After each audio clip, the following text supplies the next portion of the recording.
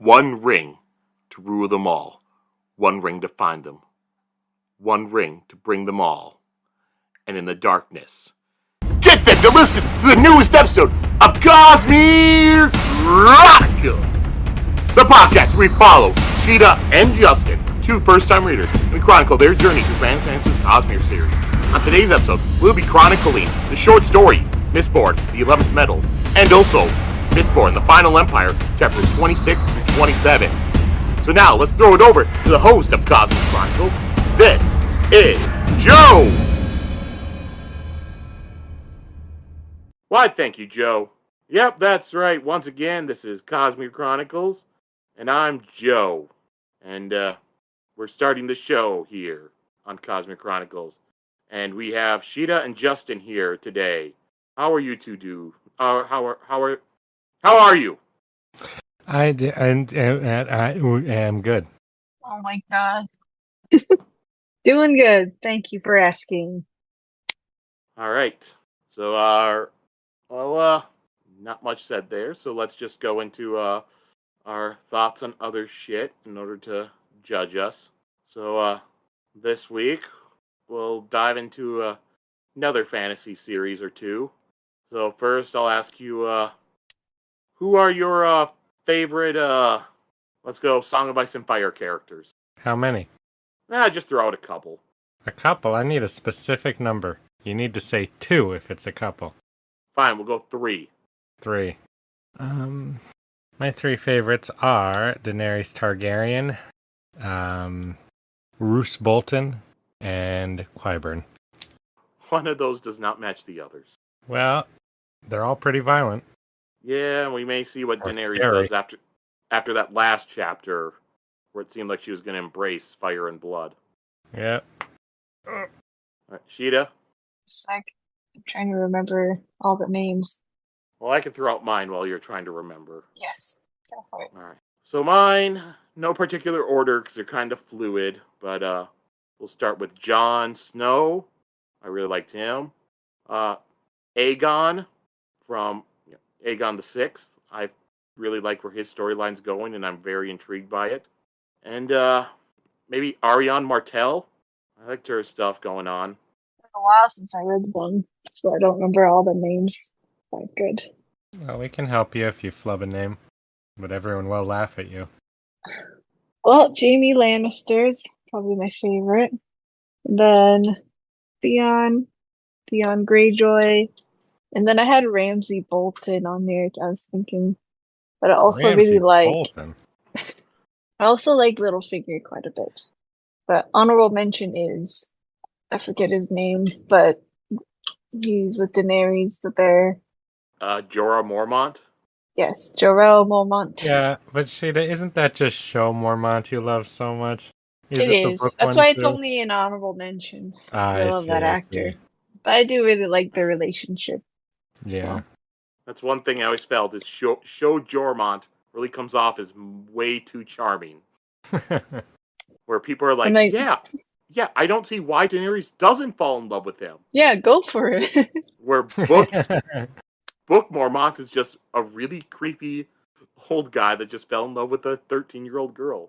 That's 14. You know, when you put it that way. And in the book, she tries. She's like, maybe. Then she's like, for oh. half a second, yeah. Uh-huh. But how can you fall in love with the old hairy guy when you have this strange guy with a blue and gold beard? Yeah, like a born lover. Yeah, like, born lover. That's what I'd call that. Mm-hmm. Dario Naharis. All right, and then let's leave Song of Ice and Fire. Let's go to another fantasy one that may be easier. Who are your 3 favorite Harry Potter characters? Harry Potter. Mm-hmm. Oh, Harry Potter. And then Lupin and probably Dumbledore. I'm gonna go with Luna Lovegood, Lupin, and probably just Hermione. All right, I think it's been a while since I read the book, so same thing. So I know Lupin. I always liked him. Maybe Lucius Malfoy. He was a nice, jolly guy. Yeah, that's why. And What was the name of the one girl from the other school that married Ron's brother? Fleur Delacour? Yeah, her. I found her pretty interesting. Especially since, I had seen the movies before I read the books. And when I read the books, like, wow, she's an actual character. Not someone that's Yeah. just in the background in one book. I'm surprised they even kept her around after the tiny part that she did. I mean, the movie still had Tonks in there, even though she did nothing. She was just there, and then that was it. I don't even remember her in the movie. Mm-hmm. She had one scene where in the background, without saying anything, she kind of shapeshifted her face, and then she was dead in the last movie. And that's pretty much it. Yeah, those movies check out quite a bit of stuff. That's why I am curious about the show, seeing if, especially those later movies where they cut out a lot, seeing maybe the show could do it better. Good. What's the likelihood of a show lasting for more than just a few seasons nowadays? Well, it's HBO, so they tend to give that more time. If it was Yeah. Netflix or if it's Netflix or something, that's a no. Because Netflix always takes like 2 to 3 years per season. Ugh. So sick of that. Can't do that when you have kids in the cast. What are you talking You about? don't want to watch the Stranger Things kids? Or You just 20-year-old can't Stranger do that. You Things gotta- grown men and women play like little prepubescent teen kids? Yeah, it's not right. Like, how many years is supposed to have passed in Stranger Things for this whole like final stuff? I think it's like 2. I don't know if the last season will do a jump. I don't think so, but they were in middle school and it started, right, Sheta, I think, and then they just start high school in the newest season. Mm-hmm. It's like, how old are those actors? They're in their Some of 20s them- now. Yeah, some of them still have their childish looks, but God, a couple of them, oy, oy, oy. I'm just gonna check. All right. Okay, I guess, yeah, it just says 20, 21. Okay. All right, so it's not as bad as I thought. Thought they were going to be like 25 or something. One No. of them's- Getting there. Yeah. Man, they haven't even started that next season yet, as far as I'm aware, so there's time. For Harry Potter, they gotta just not ever stop filming, like Lord of the Yeah. Rings style. Well, You just they could keep easily going. do one a year, you know what I mean? Because they're supposed to age at least a year. If they got their shit together, wrote it out, I mean, it's already written. It should be pretty easy to film, you know? Yeah. It's just how modern stuff goes. It's not like, going back to the mid 2000s where you had a season each year and it was all set. It was pretty simple to go through. Now they make a season, wait until all that airs, and then they decide, all right, let's make another season now. And then that's when they start having to write the script then and do all this. So it delays everything so much. So now they're starting production like months and months after the final episode airs. So that's You why mean you're they getting used to be professionals who did their job, and now they're a bunch of lazy idiots who have no idea what they're doing? Yeah. Yeah, we'll go with that. All right. But anybody in Hollywood that may be listening, we are still completely behind a Cosmere Chronicles movie adaptation, so don't take this as negative. Oh yeah, the second you come to adapt one of my franchises, I'll be singing your praises, don't worry. Yeah, until you hate it, then you decide to pull an Alan Moore. No, I'll be contractually obligated to say positive things only. All right. Well, I would never pull an Alan Moore. I want money. So Moore's like a George R. R. Martin, where it's clear he, from some of his other stuff, he may not be happy with how things have gone. Yes. But he doesn't say anything negative about it. Yeah, there you go. Granted, he did work in Hollywood for a while too, so he knows how shit goes. Yeah. All right. All right. So let's move back on to what we're here for, which is Cosmere and Mistborn. And first off, this week was a little weird by throwing in the short story and then reading 2 normal chapters. But how did you guys enjoy what you read this week? I mean, even though it flashed back, it felt like it folded in pretty well. I assume this was written a decent amount later than the book. Yeah. Because I couldn't tell you why, but to me the writing felt a little more efficient, maybe more to the point, which would happen with a writer over time. Did feel. Yeah, because it looks like the 11th Metal came out December 15th, 2011. And when was this book from again? So the first one was 2006, and they released 20 years, so it'd be like about 3 years after the last of the Mistborn books. I see. there's a knowing air about stuff that's written post series Yeah. where they have a little more, like a little wink in their eye about stuff they're talking about, You're right. Yeah, I can feel that. hmm Like, you know what I mean. I'm like, not really. Happened up. All right, and now let's go into our recap of last week's chapters. Shit. Who did it last? Oh, I did. It's Sheta's turn this time. Okay. All right. That sounds like Justin's turn. No. Him trying I to actually pass the don't blame. know. I'm just really hoping it is Sheta's turn. Well, it's fine because I really like these chapters. So, All right. Yeah, we'll let Sheta recap last week's. all right, last week, in which Vin receives a handkerchief from Smook, and she learns about how nobles rape and kill Ska women. And then she is very sad. She wonders about her crush, Elend, and if he's ever done that. Let's see. Kelsier returns, and they have a little get together in which they drink and talk about the plan. And Vin feels like part of the group finally. We learn a bit more about Kelsier's past and his relationship with his wife and how he wants to bring back flowers. And shoot.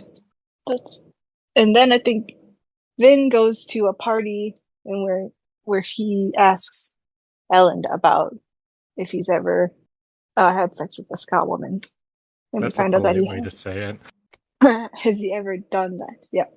He says he has, but he didn't know that she would be killed afterwards. And he was only a mere lad of 13 years old, and his dad made him do it.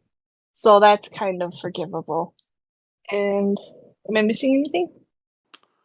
They lose their army. Yeah, you're losing Oh, it. just You that did minor all the detail. soap opera stuff and none of the big plot stuff. Yeah, okay.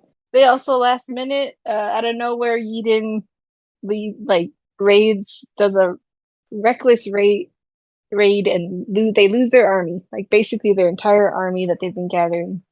And Vin and Kelsier had to computer drag to get there, run the entire time to get there and see if they could save any of the army. They managed to save like 2,000 soldiers, but that's it.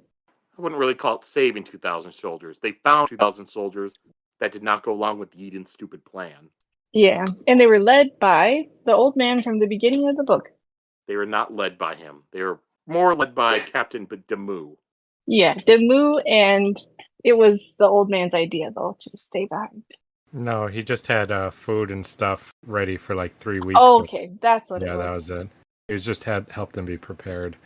And he encourages Kelsier to quit, in which Kelsier says, "I'm just getting started." All right. It was all right. You get half a point of inspiration. Well, I'll just have to watch what I say. What's that? Yeah. Oh, wait, you did do it last week, because you had a point of inspiration last week. You stole it from me, Sheta. I stole it? More like you forced it on me because you couldn't remember. So. I don't Actually, think so. I don't think anybody did it last week. I think No, we she forgot. did. I remember her using her point of inspiration for something. I think that was 2 weeks ago. Yeah. No, it was you last week. All right. So now let's now that we're done with that, we'll go on to recaps, and we'll start off with the 11th Metal, which is like I said, a short story. You can read it in the Arcanum Unbounded, collection of stories. So starting off with the 11th Metal, it takes place 3 months after Kelsier escapes from the pits of Hathsin. The story begins, and Kelsier, he's trying to recreate the flower picture that Mare used to have, since he believes that the original is now lost. And then his master, Gemmel, tells him not to, and to stop thinking of the past because Mare had betrayed him. Gemmel is a harsh trainer and also a bit insane and talks to himself. They are in the city of Mantes, which is in the northern part of the Western Dominance. Gemmel is leading Kelsier to keep Shezler. And Kelsier thinks of a plan to get some noble clothes and use emotional allomancy to sneak in, but Gemmel tells him that he's not thinking like a Mistborn. Gemmel asks Kelsier if he wants to fight and take vengeance, and Kelsier says he does. However, Kelsier still feels a bit uneasy about it. Kelsier thinks about his friends back in Luthadel. He wants to go back to them, but he is staying away. He doesn't want them to see him as a broken man. He won't go back until he is better. So then, Kelsier and Gemmel leap onto a wall. When Kelsier lands on it, Gemmel shoots some coins at him that Kelsier deflects. Gemmel tells him that he doesn't need to raise his hands to push the metals, so kind of same thing that Kelsier would later tell Vin. And then the two of them, they leap onto the top of the keep, and Kelsier drops and uses his entire coin pouch to get to the top. Once up there, Gemmel pushes Kelsier off of it, and then Kelsier manages to just barely protect himself before he hits the ground. I like comparing Gemmel and Kelsier's teaching styles to their pupils. Yeah, there are some similarities, but yeah. Yeah, it's exactly the same. Kelsier's always trying to just murder Vin. It's interesting, too, because for, each of the students, the different teaching styles is probably better. If he had been trying to kill her the whole time, I doubt she would have learned as easily as he is here, where he definitely, I think he touches upon it, would almost prefer it this way, where he's really thrown into it, So having this guy who pushes him to the limit immediately is probably a good thing for him. That's a sign of a good master. They know their people. Or at least a good combination. Maybe not a good master, but yeah. And then Gemmel goes up to Kelsier, and he explains that they only went to the top of the keep in order to find a way into the basement. After killing some guards, they head to a groundskeeping shed, which just simply has stairs that lead downward. In the basement, they find a handful of ska tied and chained up. Kelsier frees a woman, but she's too scared to answer any questions. And Kelsier frees another woman, and she says that they are being used to search for half-breeds who may have allomantic powers. Yeah, this got fucked up real fast. Yeah, this is so sad. They're like, we don't have any powers. We're not noble born, but they're still being tortured. It sounds like to make them break. Mm-hmm. I always like in fantasy worlds. I mean, I picked Qyburn as my favorite for Game of Thrones, but I always really like in fantasy worlds when you start having more scientifically minded people doing nightmarish experiments on the stuff. I find it very, very interesting because those kinds of people would still exist in there who want to learn and explore the furthest nightmare recesses of this stuff. Yeah, study it. Mm-hmm. Mm-hmm.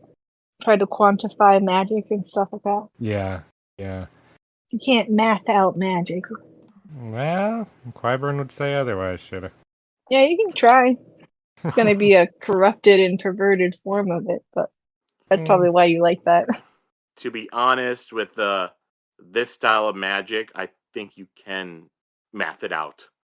Yeah, sure. This is hard magic, so for sure. But for Harry Potter type magic, you're gonna get a Xenophilius Lovegood type. That's a good comparison, actually, Sheta. Where he's just crazy, right? Yeah, that's not a thing. All right, and then Kelsier, he looks around and wonders how people can be treated like this. And then, he knows that they just see the ska as disposable. Nobody was there to protect them. He knows that he used to ignore it all before himself. He pretended like he did care about it with his heist, but they were all about himself. And then Lord Strezler comes into the room and is upset with what's going on, and Kelsier gets into a fight with him. And he learns that Strezler is also a Mistborn. And Strezler, clearly has more knowledge about fighting other Mistborn, so he's using a dueling cane. And he's pushing on Kelsier's buttons, because even the small metal leaf that's on his buttons can be used against him. And then after a little bit, Kelsier picks up a shard of glass and stabs it multiple times into Strezler's throat, killing him. Kelsier figures this is why Gemmel brought him here today, to fight another Mistborn. And then as Strezler was dying, he says that he couldn't die, not him. And Kelsier responds that anybody can die. And an idea begins to form in his head. Some of the ska see the scars on Kelsier's arms and ask who he is. Kelsier tells him that he is just someone who survived what he shouldn't have. When he gets an idea starts to form, I imagine it's like the part in The Grinch where he gets an idea. I have no idea. I don't remember the exact quote, but it's a really bad idea. I always like when somebody's so self-important that they think, I can't die. And that's their last thought. How is this possible? Especially when they've been killing a bunch of other people. Yeah. And then Gemmel is looking through Noble. I like this Noble. I would have liked to know more about him. You always like the worst types. I was really glad when he got his throat stabbed. Well, yeah, I was glad too. He deserved it, but still interested in him. Would have liked to know more about him. He does seem like your type. Mm-hmm. Too lame, though. It's probably just doing crazy people stuff. I don't know about his research that much, so Yeah. could be really cool. Yeah, he could be a cool guy. All right, and then Gamel is looking through some notes and books, but leaves them be, and instead he takes a fork. Kelsier picks up a book and looks over it and has a page saying theories and suppositions regarding the existence of an 11th metal. As they're leaving, Kelsier's numbness in his mind and his body and everything is gone. And he has a plan beginning to form in his mind, and is one he had barely considered before because of his audacity. And that's the short story. The whole ongoing thing about how he doesn't feel anything anymore was really interesting to me. And it was interesting that the kind of core of the story was about that. And that his rage now is like the only thing that gets any emotion out of him, I think is really a piece of the character we did not see, because we really see him try to force that smile that he always has, even though we've seen him say that he does it in an act of defiance. We haven't seen him from his perspective back in this time when he was having trouble keeping it up or it felt unnatural. Yeah, it was nice to see the origin of the Kelsier as we know him. Always smiling guy. And part of this is why I decided to place it in the middle of the story, because it kind of gives you a flashback scene similar to like watching an episode of Lost or something like that, so you learn a little bit more about Kelsier. And it's all stuff that does correlate to what's kind of going on in the story. You have him trying to redraw that picture that Mayor had, which we had learned about not too long ago. You have him learn so much of what he learned in this he has told Vin about, and then just the beginning of his whole finding out about the 11th metal and him coming up with his plan to kill the Lord Ruler. And then this short story was, background about it is that it was actually written to go along with a Mistborn tabletop RPG game that they had made. Yeah. They had made it, and he had written a short story for people to read, and it tried to make it simple enough so that way if people had never read Mistborn, they could still understand it. Yeah. Which is kind of why it explains all the metals and what they do specifically in there. Interesting. But it's also something where for people who had read it, they'd understand the stuff and they would still get something cool out of it. And he does say that is something where technically if people wanted to read it before they read, the first of the Mistborn stuff, they could. I obviously decide against that because I felt like Kelsier's introduction, the introduction of Allomancy is better as was originally written in the book. 100% agree. It would have been kind of tedious to read the parts where he's teaching Vin and talking about it if I'd already seen this. Same with the Lord Ruler build-up stuff. No, I wouldn't have liked that at all. All right. Anything else you guys wanted to talk about with this short story? No, we're good. I'm good. Yep. All right. Then we'll go back into the Final Empire proper. We'll be starting part 4, called Dancers in a Sea of Mist. Chapter 26, Epigraph. I am growing so very tired. My favorite one. I always like when the long-winded guy who's always talking about stuff and it's all cryptic and scary says something that short that can mean so much scary stuff depending on the specifics of what he's saying. All right, so chapter begins and Vin wakes up in her bed at Clubs' shop. It has been 15 days since her pewter dragging, and she still has a headache from it. Kelsier had told her that it's good, and that she needs to get used to pewter dragging and how it feels afterwards. And it had taken them 2 weeks to return from where they were after, spending one night to run there. And then after taking a bath, Vin heads down to breakfast and sees Dox, Ham, Clubs, and Breeze there. And they ask her about the status of the plan now that the army is gone. And Vin is blunt and says that the army was the center of the plan. The only parts left are Marsh's infiltration of the Ministry and Kelsier's noble war. The rest of them have no part left. And Ham notes the garrison is still out hunting down the remnants of the Scott army because branches of that army had broken off before the battle, so there are still some of them to hunt down. And then Kelsier enters and is in a cheerful mood. And the crew tells him the plan is dead, but Kelsier says that the army was only part of the plan. Breeze gets upset and calls out Kelsier. He says that Kelsier never wants to steal the ATM and that he has been using the crew.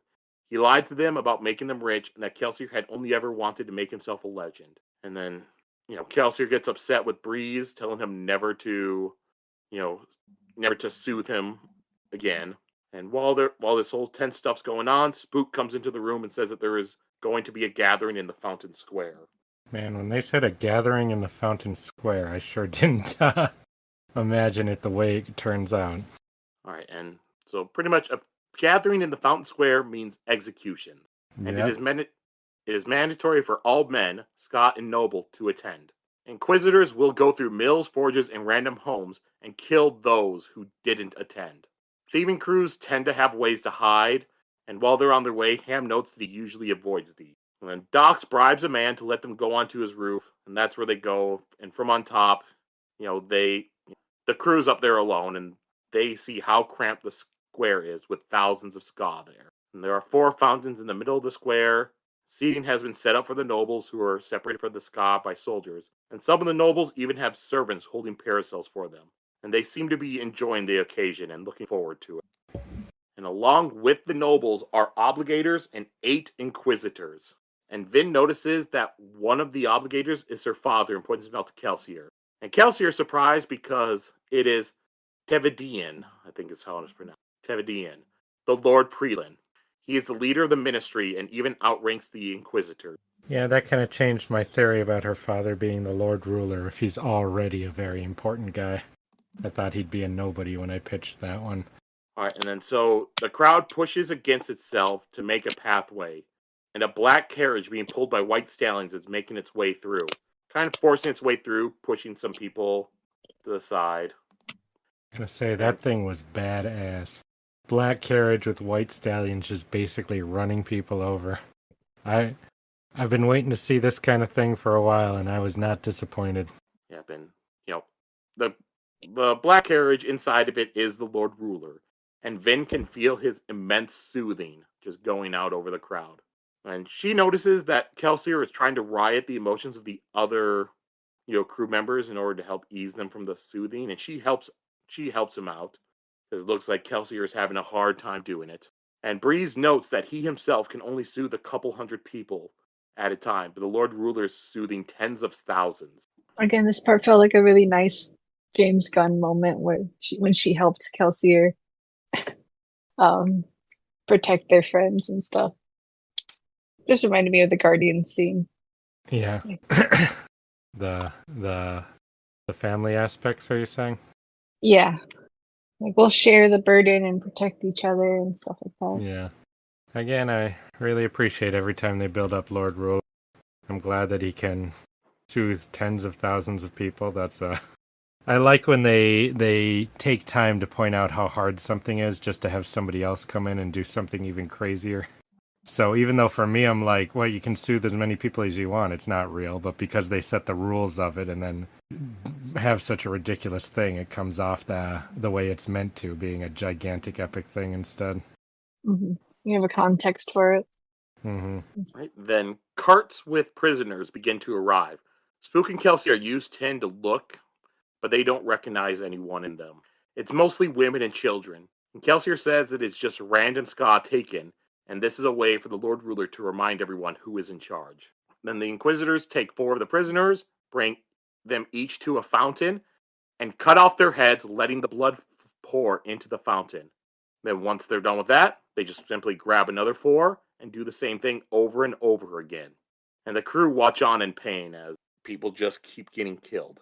I love how he did this throughout here to show how helpless they are, how mundane it all is, and how horrific it is. Just between every few lines, just saying, "Yep, 4 more heads fell on the block over and over again." That was like nightmarish. That was a good illustration of that. Mm-hmm. Of what they have to go through. Like every day, this many die too. When you don't do anything about it. Yeah, the feeling, like, really, it almost feels like something Kelsier would have set up. It was such a perfect situation. I know, I was kind of creeped out, like, yeah, because he says it later, but yeah, this is how it is when you just stand by. Like, don't forget, this is happening every other second and stuff, Yeah. Like, Mm-hmm. You can hide, you can try to ignore it, but it's happening. Yeah, whether you do something about it or not, yeah. And if you want to do something, you got to do something, and he's gonna do it. Yeah. Mm-hmm. And they're having the blood go into the fountains. That way, even people who are too far away to see the actual executions, they can see the fountains just going red with all the water and stuff. And And stuff. I think later in the chapter it says that at that point the fountain is just so red it just looks like it's pure blood. Yep. And Kelsier is angry, and he points it out and says that is their enemy.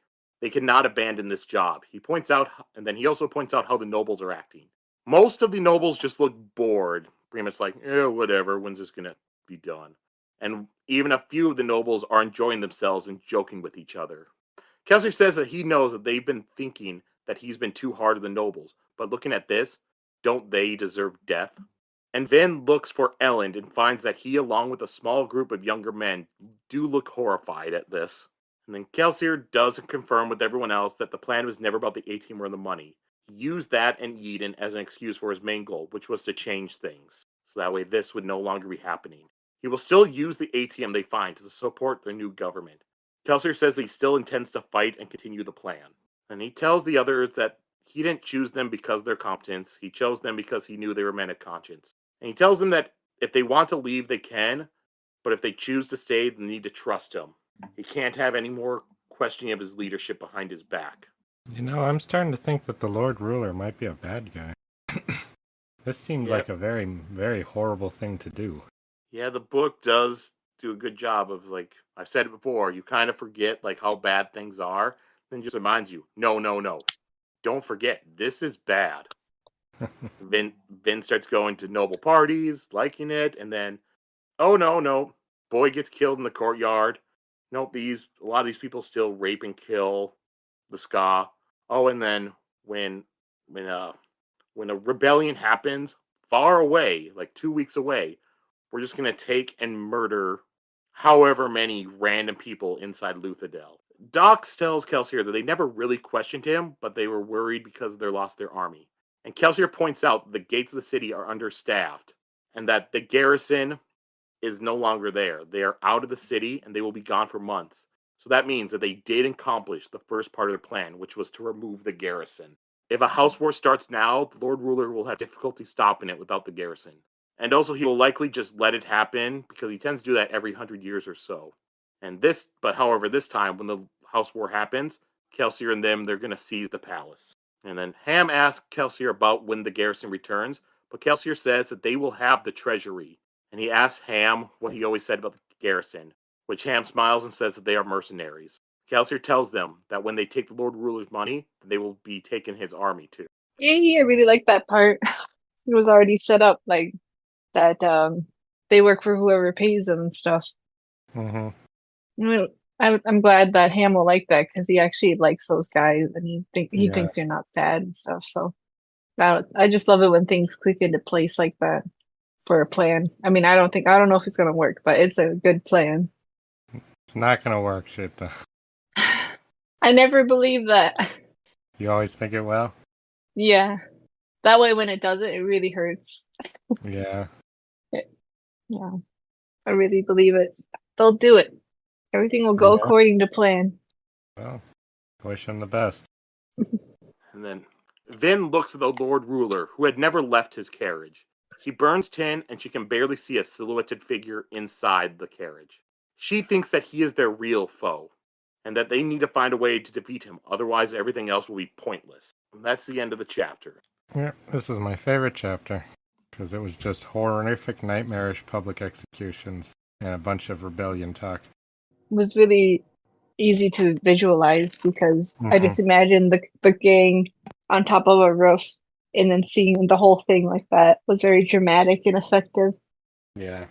He does that quite a lot, but it sets up a scene really well where, like, if I was DP, like director of photography for a movie, I would just take this directly and do it. Yeah. Like, it's just nice. Mm-hmm. He's got a very visual storytelling to him. Usually in books, I am very, very poor at visualizing what's happening. It's just not a skill of mine. But his writing, it's very clear to see what he's describing. Mm-hmm. That's why if they do adapt this and they don't do these things, I'm gonna be really pissed about it. They have to be more specific. You mean when they adapt it, and then when they don't do these things? Sheta. Justin, you know how I have faith in things that are probably not gonna be true? Like that's the same for real life stuff. I Yeah. have faith that it will be, even though no evidence supports that. You know, if they adapt this scene alone could push them to an R rating. Oh, could. So, It's women and children. well, all you gotta do is cut away before you see anything if you wanted to keep it down. But if it Is got a adapted Fountain of as a Blood TV okay? show, if they did it as a TV show, I'm sure they'd make it more horrific because shows seem to really, really want to be R-rated nowadays. Yeah. It'd have to be a show. Well, I know that, there have been like scripts and stuff for movies that they've worked on. They've even I've said it before, they've gone so close as to like putting out like some casting calls. But Brandon Sanderson's a lot more protective of his work, so Good. I don't know if it's true or not, but I heard brought up in like another podcast that they said that like Brandon Sanderson has two different scripts written. One is one that more closely adapts the story. Another one is one that's just pretty different. Mm. But they're both ones that he put together. I never know how to feel about that kind of thing. I don't like it when it strays from the story. Yeah, it makes no sense to do that ever. You bought this script or you bought this thing to have an easy job and just do what it was. Once you change it, you might as well have written your own original thing and not paid this guy a bunch of money. There are movies I like that have strayed from the source material, but that doesn't mean that I agree with doing that. Especially with just a book series. Nonsense. Yeah, I was about to say, I did enjoy the V for Vendetta movie, and that is very different than It is. But they've got a lot of the superficial elements. The whole point of an adaptation for me is to see the book or comic that I read as a movie. Mm-hmm. Like, when they change a lot, like... They think of it as a way to just not have to come up with a new idea, Yeah. So many times, like, people want to change the stuff, and they want to change the stuff, that way they can, quote, make it their own. Yep.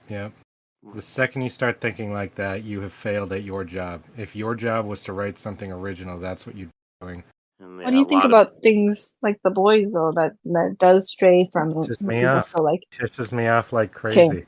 That's what I feel, so too. fucking sick of hearing people say it's better than the comic, because it's not. It just stole all the good parts of the comic, then just did a different story that's less offensive. How exciting. Wow. I like the actors in it a lot. They're really cool. They're really good, But we all know you love Carl Urban. Powers? Yeah. How do they not even have powers? That's so stupid and lazy. I know. It's very different. Mm-hmm. Wait, they don't have literally powers? Nope, they don't have powers in there. Oh, I have not read the comic. I have not seen the show yet, so I wanted to read the comic first, but I just assumed all this time people talking about it is that they all have like superpowers in the show. The supers have superpowers, but the main characters don't. Yeah, in the comics they do. What's that? Yeah. I was saying that just means the boys have powers in the comic.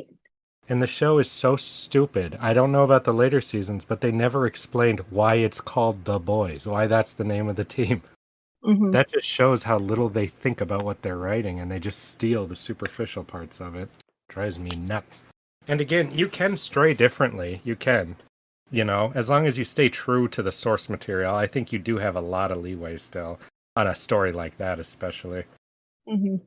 Yeah, I love the Peter Jackson Lord of the Rings movies, but those don't follow the books exactly. There are some changes. Mm-hmm. It's very hard to follow exactly. As long as the spirit is there, like the things that really matter, then I'm going to be okay with it, and anything else is going to be a little nitpick. All right, so anything else about a bunch of fans, Joe? People who defend the Boys comics don't do well online. I've seen that. Or people who criticize the show, I should mean. Yeah, well, we've done plenty of criticisms on Game of Thrones and whenever we did our Star Trek. I think in another season or two, it'll be like Game of Thrones, where people are now, people are like, oh yeah, it does suck. I thought that all along, No, even now with Game of Thrones, people say, yeah, I liked it. The last season was bad. Yet here I am being like, man, I didn't like the show. Like, when it was first airing, season 5, I started hating it. Retrospect, I don't like season 4 either. Season 4 is pretty much all filler. Oh yeah. It's like, I was yeah, probably like, the earliest quitter. What was it, season yes. 2, Justin, that I started being like, No, we got to like start. Well, there were elements you hated. I hated too. Some of the stuff changed and added in, Yeah, but it was most of the season moments were 4 done you got to. well. Yeah. You got to season 4, which was filler. So you got to the Jon Snow filler stuff where it's like, we need to go back to Craster's Keep.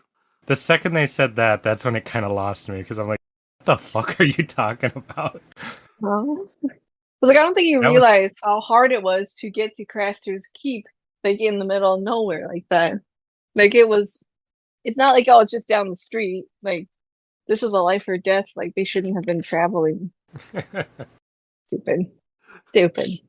Yeah, like season 4 is all filler. It's like, okay, shit. We adapted 3/4 of a book already. Now we have 1/4 of a book. We need to stretch into an entire season. Oh, Jon Snow literally has no chapters between the end of this because all he has is just the Battle of the Wall. So they already got him back to the wall. So his next chapter is supposed to be the battle, and that's going to be their end of the season. So it's like, oh shit, we need to make shit up. Arya and the Hound are just traveling across river runs. They had to make shit up for them. And I don't always mind making the shit up. It's just you really see how poor the writing is when they've got to make up their own shit compared to when they can steal stuff from the source material. oh yeah. If, Now's your chance to make it your own. And yeah. If you have a good writer, they could make shit up, and I'll be incredibly engaged with it. Or when they decide to take stuff written by the original writer for the show and get rid of it for their own original stuff.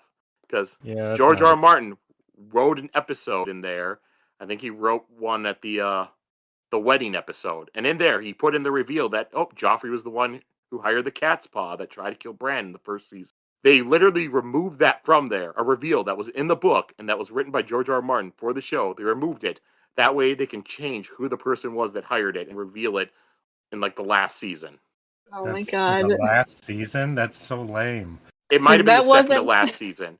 It wasn't Joffrey. They made that they planned it for a while, and that's just stupid. That was never meant to be a big twist. You're just like, well, there's another part and that came up like for one of the last episodes. They're like, yeah, we know that everything that we wrote made sense for this person to do this thing, but we decided to change it to this person because no one would see it coming. Okay. All right. That's enough complaining about Game of Thrones. We've strayed too far for too long. All right. Back to blood fountains. Yes. Yeah. Blood Anything fountains, else? would they be all right? That wouldn't be rated R, would it? Yeah, it's just red fountains. Yeah, it would. Oh, just red water. Yeah. Yeah, I mean, you never know with a movie because the rules aren't always set. Depends what studio's behind it and stuff. I mean, depends too. Yeah. I mean, if you can make a movie about Moses, you'll have red waters or you have blood. It's one of the plagues. Blood is first cut to a little kid being like, "Oh no, I don't want my head chopped off," and then splash in the red fountain. That's the context. All you need to do is PG-13. All they do, they bring them over to there. You cut away to the crowd. You have a sound, and then you show the fountains becoming red. Mm-hmm. Okay. I mean, they can do it for PG-13. Overall, I think the movie would work better R because you have so many other people that would die throughout the story. You know, all these people being killed by coins and shit. Mm-hmm. God, that would be a sweet R-rated movie. I was gonna say, I'd be all for it. I was like, what does a coin with blood on it remind me of? It's that scene in First Class. Yeah, yep. Yeah. So, a great scene in a pretty not that great movie. But a scene so great it redeems the entire film's flaws. All right. Well, if we have nothing else to say about this chapter, we can move on to our last one for the day.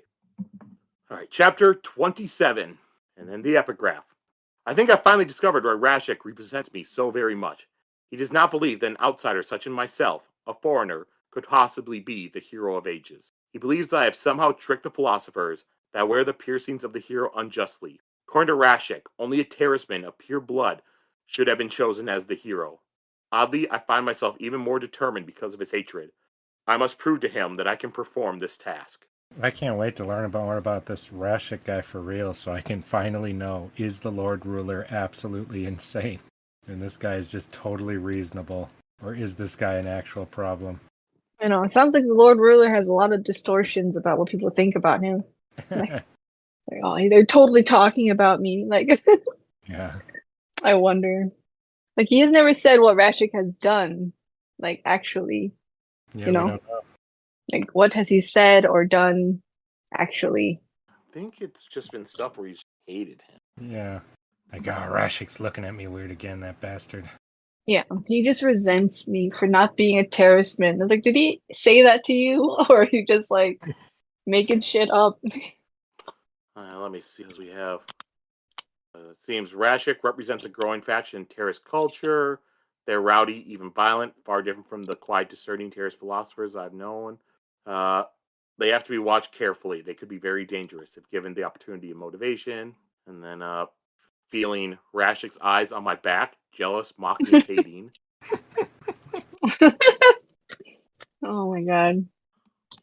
This is so mean, girls. All right. So now the crew returns to Club's shop after the executions, which had taken hours. There is no explanation to the crowd for the executions, and the Lord Ruler and the Obligators just left with no word once they were done. And all the bodies were left behind. Yeah, the bodies, just the pile of bodies being left behind was very fucked up and horrifying. Bodies Yeah. and a fountain of blood.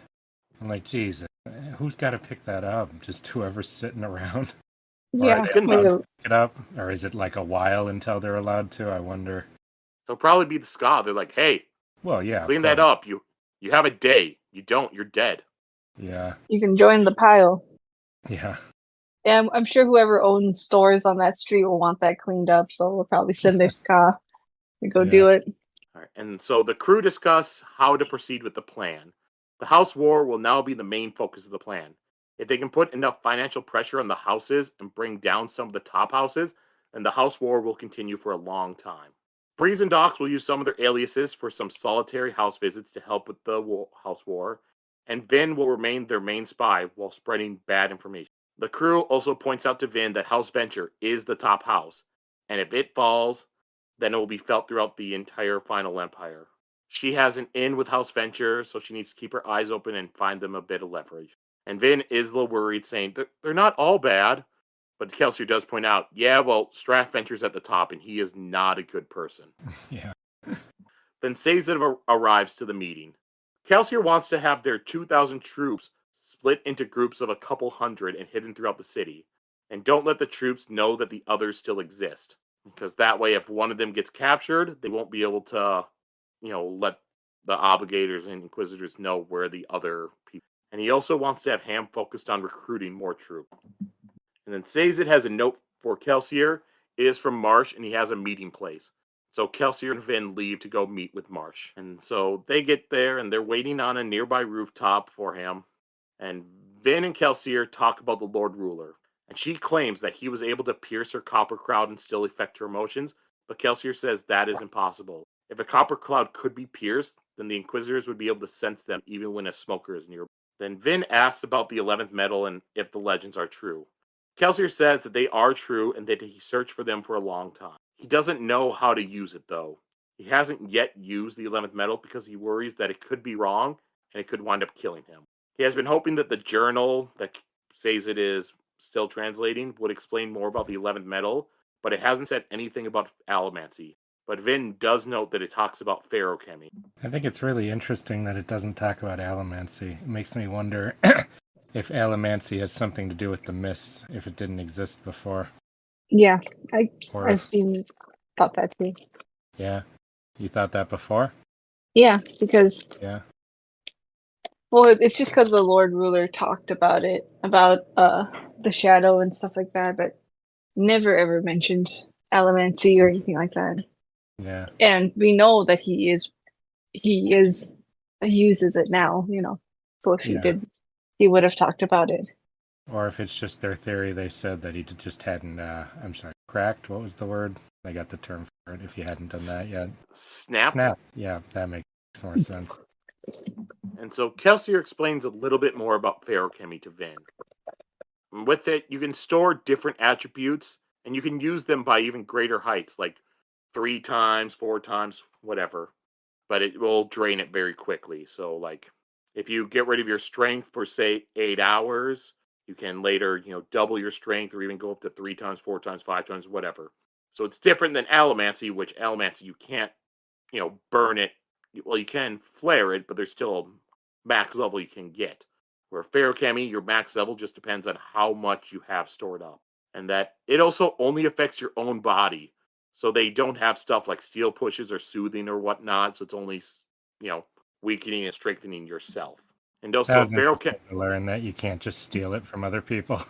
That would be really freaky if you could.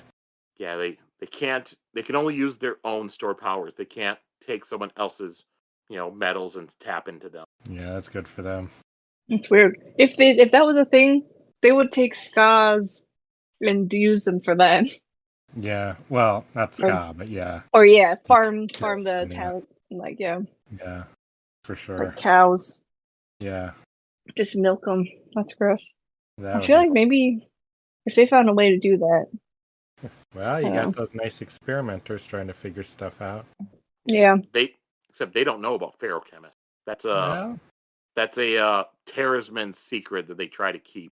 Like, Um, look how much like Sazed, even though he trusts Vin and stuff, he does not talk about feruchemy like at all unless he got pushed. Because if the nobles knew, then that could get to the Lord Ruler, and Lord Ruler wants to get rid of all the feruchemists. mm-hmm. And then Vin asks Kelsier about the 9th metal. Because he's shown her the first 8, he's shown her the 10th one, atium, but he has not shown her the 9th metal. And he says that he hasn't shown it to her yet because, it's really not that important, and it also can be uncomfortable. And it and atium don't follow the rules of the other metals because the 9th metal is not an alloy of atium. The 9th metal is gold. So crazy. Kelsier gives Vin some gold and she burns it, and now she is in 2 places at once and is seeing herself through both. She can see her current self and also a version of herself, still as a beaten, scared Ska. And once she's done burning it, Kelsier tells her that gold shows you what you are and also what you could have turned out to be if you had made different choices. This stuff is getting a lot more strong and weird than I expected when it's just push and pull and science stuff. Mm-hmm.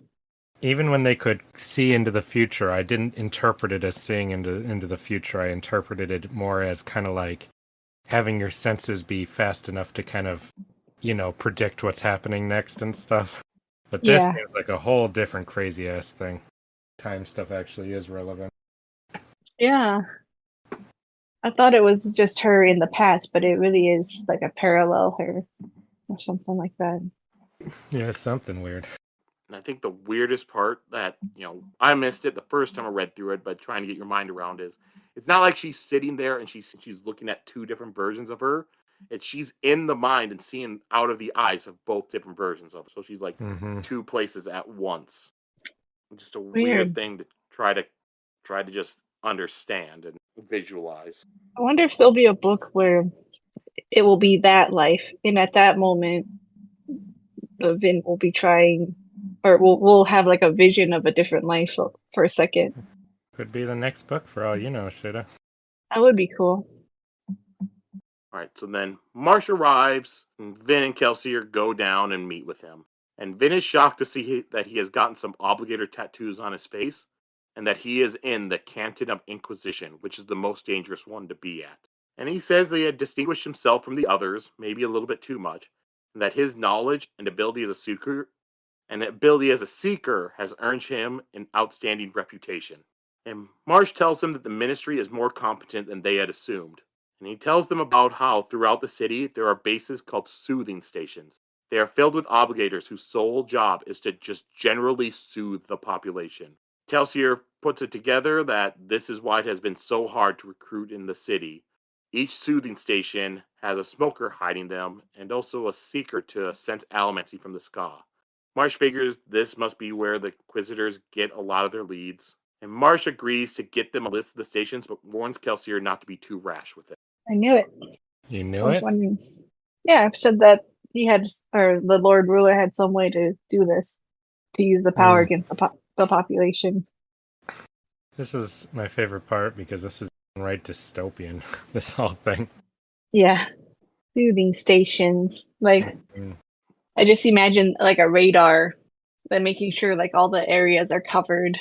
Mm-hmm. And it's fucked up. Yeah, I found this very interesting. Lord Ruler's got a whole operation a lot more complex than I ever imagined. He seems like a freaking paranoid. Yeah. Or it's like, my capital has to be like this way, and they have to be feeling like this is beyond control and stuff like that. And this is something too where going back to like the earlier chapters and stuff, if you know about the soothing stations, so much stuff just like clicks together because there's a lot of talk with Kelsier early on. It's like, yeah, the people in the city they just never really seem to want to stand up and revolt or stuff like that. Yeah.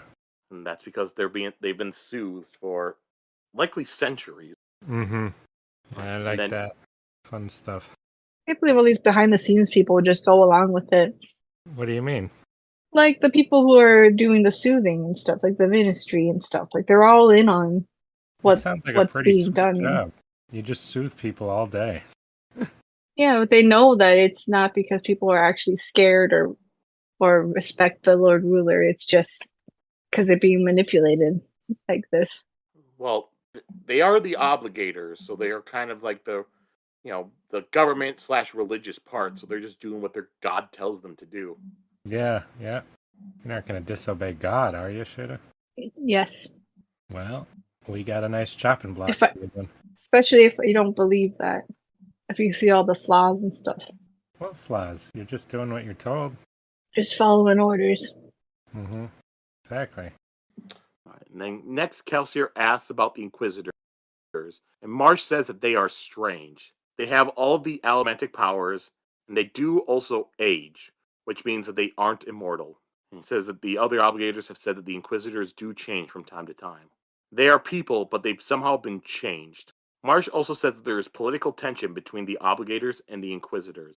The Lord Prelin is in charge of, but the Inquisitors feel like they should be the ones in charge. I want to meet the Inquisitors, like, not in a fighting setting. Like, do they talk? Yeah, well, like, casually? Yeah, like, I would just imagine them screeching and stuff, not, like, actually sitting down to have tea with everyone else. Like, we saw them talk to Vin, Yeah, but they didn't talk good. They're like, you go here. Like, no, they didn't talk like that. They were like, tell us your father, girl, and we will kill you fast. Yeah, see, so it was all weird. It was weird. Yeah. So I can't imagine them thinking, we should rule before them. Like, even have those kind of ambitions is really, I didn't know they were capable. And the chapter ends with Marsh leaving, and Kelsier tells him to be careful. And Vin can see, that Kelsier wasn't lying, that he really does care for Marsh. Brothers. So cute. It's weird that Kelsier has a brother. Why is that weird? It just seems like a cool loner type, It's just interesting that he has a brother, like a real brother. All right. Anything else from this chapter you two want to go over? No, this chapter is pretty straightforward. Yeah.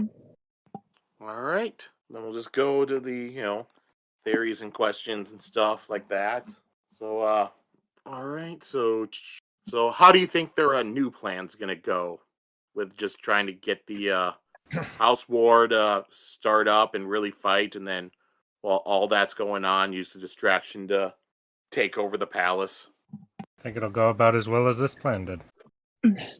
I liked how they spun it. I think, like, where you're like, we did want the garrison out of the city, and now we have that.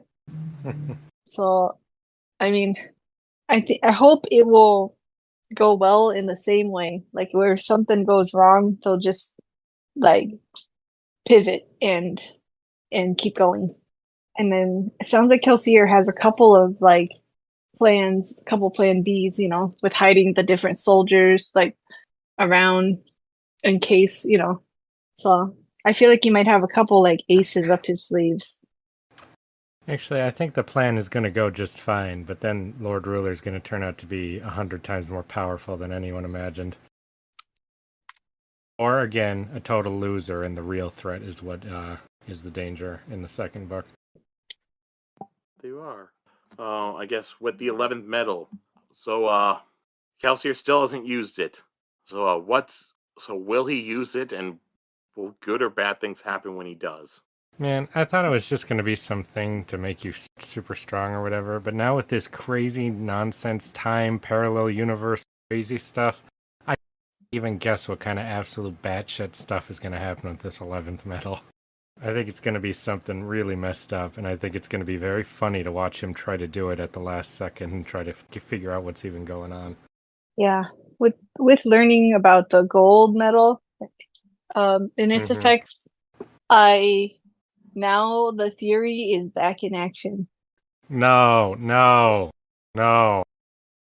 I feel like the 11th Metal will transport Kelsier back in time again, or like his mind into the Lord Rulers, Into his past.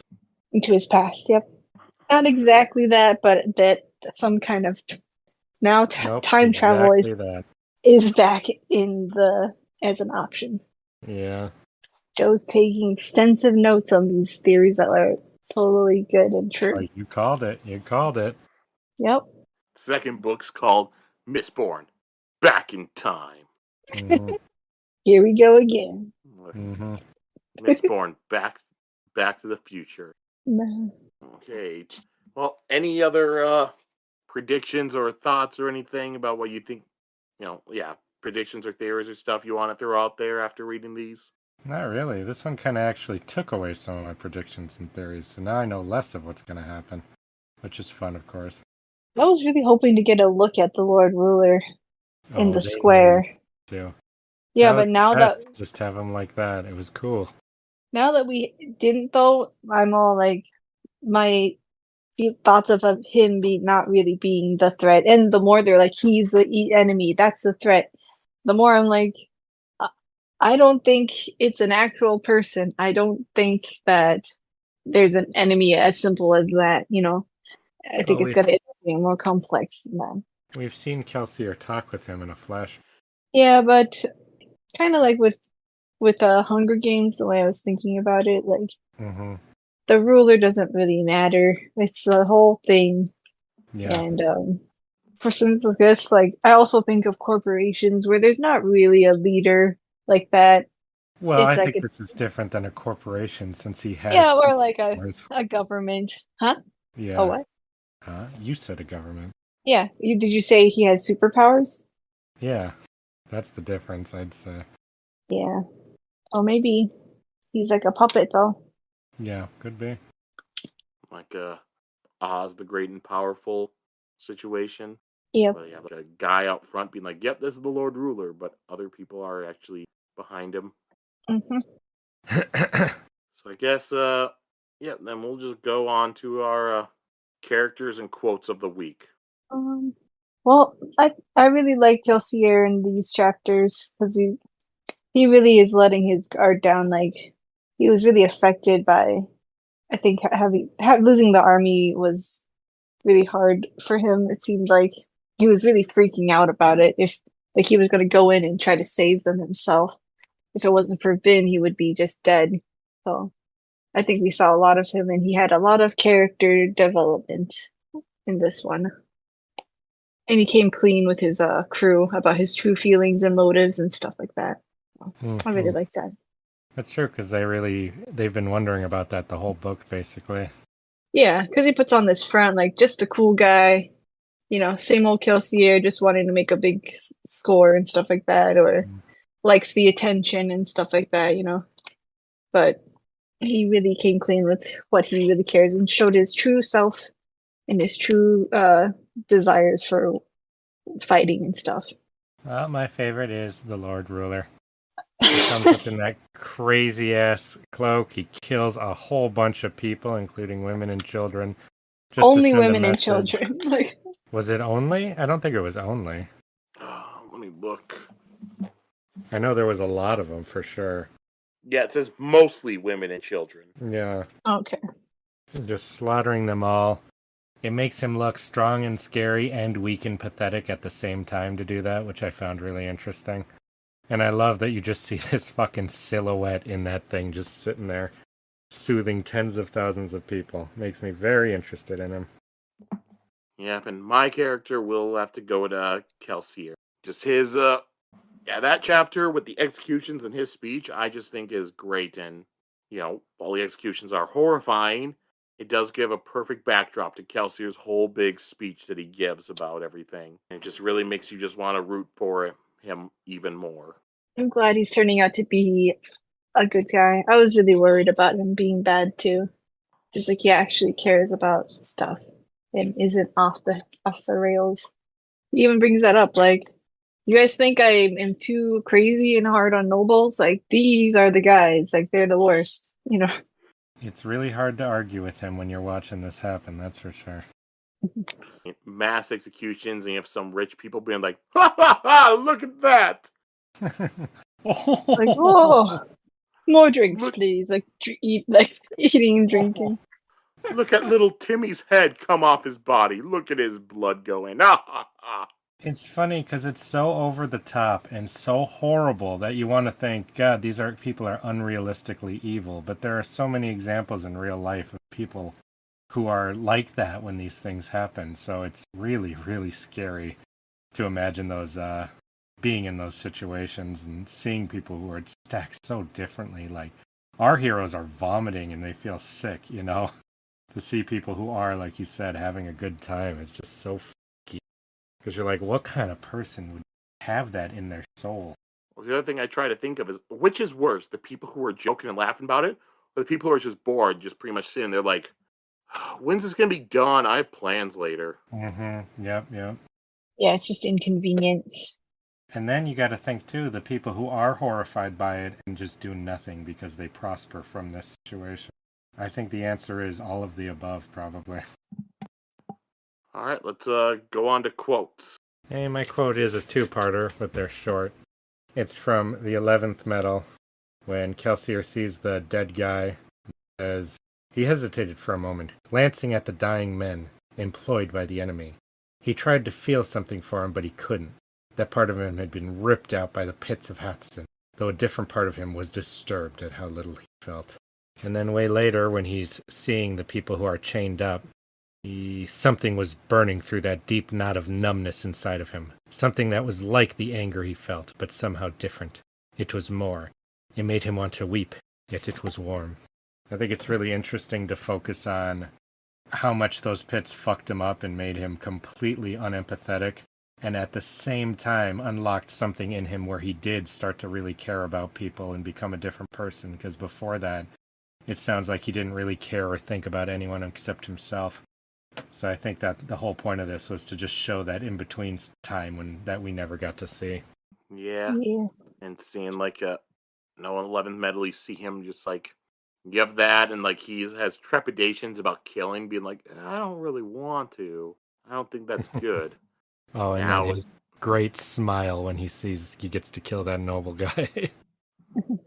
Oh, I guess my quote is during the gathering in the square. It's about people coming in. Yep. Just talking about how the streets can't can't possibly fit everyone in, but yet they came anyway, partially because they were required, partially because they wouldn't have to work while they watched, and partially been suspected because they had the same morbid curiosity that all men possessed. I just like that part with I don't know why, but it made me really think that everyone was kind of the same. Like, I used to think that the people in this world was gonna be different, Like, we talked about if Ska were really less human than the nobles or something, but if they had that aspect to them, then they were more like us than I thought, Like, everyone is curious. Everyone has a morbid curiosity for things. Mm-hmm. It united them here, so I just like that part. That's a good description. all right, then we'll go with mine. All right. Then she felt it, the oppressive numbness, like a massive blanket pressing down, choking away her air, sealing her will. She immediately burned copper, yet like before, she swore that she could feel the Lord Ruler's soothing despite the metal. She sensed him coming closer, trying to make her lose all will, all desire, all strength of emotion. He's coming, Spook whispered, crouching down beside her. A black carriage drawn by a pair of massive white stallions appeared down a side street. It rolled down the corridor of Ska, moving with a sense of inevitability. Vin saw several people get clipped by its passing and suspected that if a man were to fall in the carriage's path, the vehicle wouldn't even slow as it crushed him to death. The Ska sagged a bit more as the Lord Ruler arrived, a visible ripple washing across the crowd, their postures drooping as they felt his powerful soothing. The background roar of whispers and chatting dampened. An unreal silence fell over the enormous square. I just like that whole section because it just really gives the whole overwhelming force of the Lord Ruler and what they have to go up against. Yeah, I really appreciate those kind of descriptions for villains like these. I can't even imagine what it will be to see him. I still don't believe that he's real. Well, we saw him in a flashback, like I said. Yeah, but that's not the same. Not the same as seeing him ourselves. Yeah. Yeah, because I think what it was is when Kelsier broke into his place, the Lord Ruler came up and he thanked Mayor for letting him know or something like that. That's weird. All right. Anything else about these chapters you two wanted to discuss on this week's episode? No. Straightforward. Yeah. A lot of stuff happened. All right. So now we'll look forward to next week's episode, which will be, chapters 28 through 30. So 28, 29, 30. 3 chapters. Look at the book. There's not much left of it. Yeah, I noticed that. I guess Sheta you can't see, but yeah. Yeah, no. Yeah, Audible still usually says how many hours are left. I don't look at that, though. Different than seeing. I remember, when I would listen to Audible in one of my cars, it would just, instead of, sometimes they would have, the timer and the thing, it would say, yep, 30 minutes left and timer goes. There's, one book or something where it just had the entire, thing. So it's all right, so here's, 30 hours of it, and it's just slowly seeing where that little thing is in the middle. All right. Well, let's go on to all our plugs and shit. The most exciting Plugs part of and the shit. episode. Yeah. This is what everyone's here for. They've finally gone through all this talk about some book they've never heard of to finally listen to these beloved plugs. Yeah, we get to talk about shit and butt plugs. Yeah, No, don't right. say that, Joe. Wait, you can leave now. What? Is that not what we're doing? No. Yep, that's what our new podcast is about. Oh, yeah, for everyone going out, bye. Have a nice night. So if Sorry, you really that's like shit and butt plugs, you can follow and get all the latest news at Profanity Beaver on Instagram, X, DNR, and you can even sign up for the official shit and butt plug newsletter at my Patreon. Oh, Justin, no, you're gonna get people asking for that. Hey, You gotta deliver. How many people are gonna ask for that? You never know. The option is now there. The option was always there if somebody wanted to ask. Get your official Monster Girl Hunter licensed butt plugs. Yep. Oh my god, don't ever say that again. I don't know. It's got a good ring to it. Oh, I don't know. And that you have the happy kitty catty dildo in the Stick of E page. It's different. That's happy kitty cat is meant to whore out like that, but not. No. Have you seen some of the fucked up Hello Kitty stuff they make in real life? It's totally realistic to do this. I'm not saying it's not. I just don't want to hear about it. All right, due to Sheta's squirmishness, the all Profanity Beaver butt plug merchandise has been discontinued until further notice. Been recalled. It's been recalled. Yeah. That's not something you want to learn was recalled, that's for sure. Oh, fuck. All right, Sheta, your completely normal plugs? Yes. If you want to see some not related to any of that art and crafts, you can follow my Instagram at Sheta. Is it _low? It's your Instagram. Yeah, but I always I'm not sure. Yes, that's the one. I believe so. Yeah, it's Mermaid Machete that does not have the underscore. See, Unless yes. you're on Right. Xbox. See, that's the confusion. Yep, if you want to block me on PlayStation, it's mermaid_machete. Why are we jumping straight to blocking? Because they listen to this. Yeah. They're just so pissed about Sazed being a robot. No, I never want to meet this person. Not in a random matchup in Helldivers 2. I'm not gonna do it. All right. Well, if you want the official Cosmere Chronicles stuff to go along with, we have our email, cosmerechronicles@gmail.com. If you want to talk to us in long form, we will say it on the air, and we haven't gotten one in a while, so you people out there are slacking. Yeah. It's your job to be sending that stuff into us. What are we paying you for? There was a YouTube comment. So yeah, if you want to also give us shorter comments on specific episodes, then you can do it on YouTube. So we have one from Alcade. Just want to say I listen to every episode when they drop on Sunday. Thanks to all three of you for great entertainment. I love the crazy and not so crazy theories you all come up with. Enjoy the ride. Yay, that's I dig it. nice. That is a positive comment. That means some of my theories are true. Yeah, I don't know, shit. I think that they were more referring to the crazy part when talking about you. Hopefully you are still listening and enjoying the episode since I switched it to releasing on Mondays instead of Sundays. No, that was a deal breaker. We're never seeing that person again. Now they won't know when it comes. All right, and so yeah, that's YouTube. If you want to listen to this podcast, you can just listen to wherever you just listened to this podcast on, because we'll be back again. And then also while you're there, maybe give us a rating, give us a review. Let us know everything we're doing wrong. And don't forget to use as many profane comments as you want.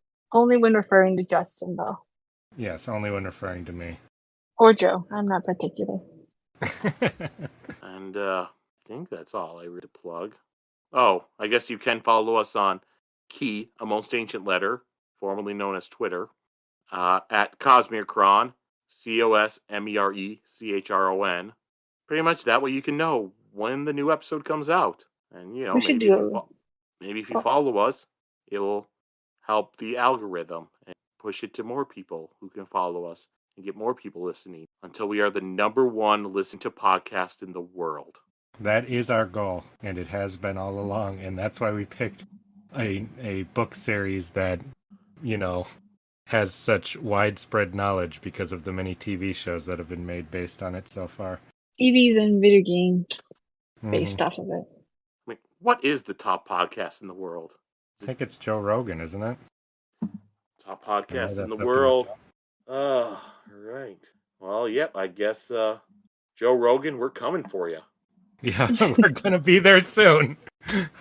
I can imagine his episode where he's like, how the fuck did some book series podcast overtake me?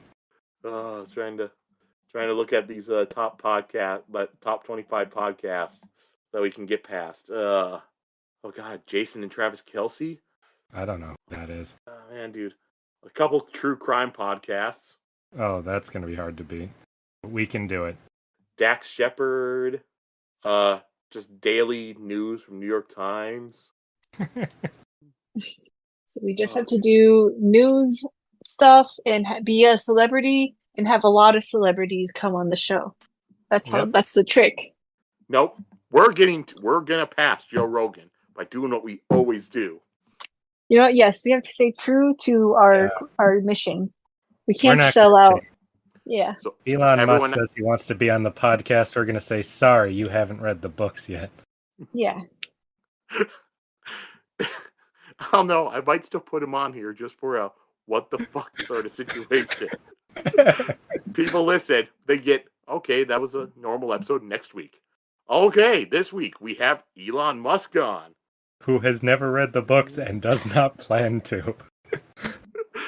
What the hell are we going to talk about? Well, we're not going to interview him.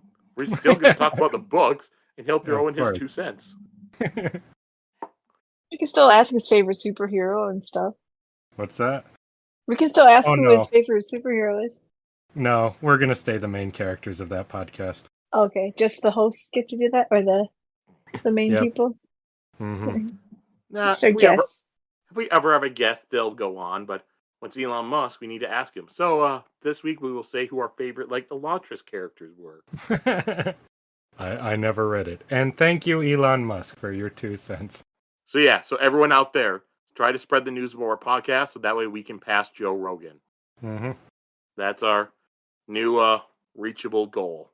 I mean, if Luffy can become king of the pirates, we can become the #1 podcast in the world. You know, Luffy's not trying to become king of the pirates by having a small interview show he does on the first island and never leaves. All right. Well, I'll leave it on that note, everyone. So everyone go out there, spread the good word, and have fun. Toodaloo. Have a great day. Bye. Or a great night. We don't know when you're watching. Yeah, Sheta, Jesus. I'm sorry.